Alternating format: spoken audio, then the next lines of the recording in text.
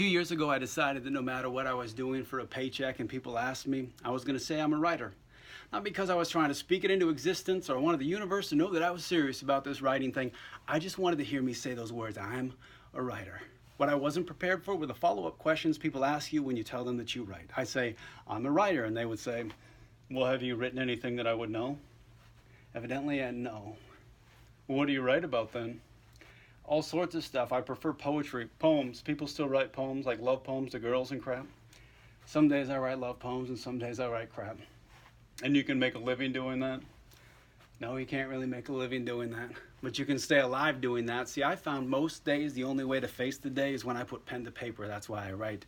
I write like knights who like to knife fight night pagans, riding flightless dragons, setting free caged words and wingless birds, tricky eight-legged verbs that sound absurd the way they bounce off of beating hearts and ricochet off of deerskin stretched drums, consuming sentences like a pack of jawless, flawless, clawless animals, hungry for truth like an attack from a pack of snackless cannibals, swinging, singing swords, centuries unsheathed, slaying giant slayers and wide-eyed witches that never bleed. I wake most days before the days and hammer away at words still frozen in stone, moonlit, ink-dipped essays etched on the marrow of busted bones. I slip messages on crow's feet to be delivered to children's hearts, giving them enough love and hope and courage for one more day. I pillage paragraphs in ways that make Vikings blush and turn the other way. I write light where darkness pushes night. I write 3.5 lines, darkness erases 4. We go back and forth until one of us says, all right, no more. I try to write 3.5 to 4.5 lines past that time, past the pain, past the hate, past the past so fast we blast into this beautiful blue light in the future and watch it flicker and still make it home in time for dinner.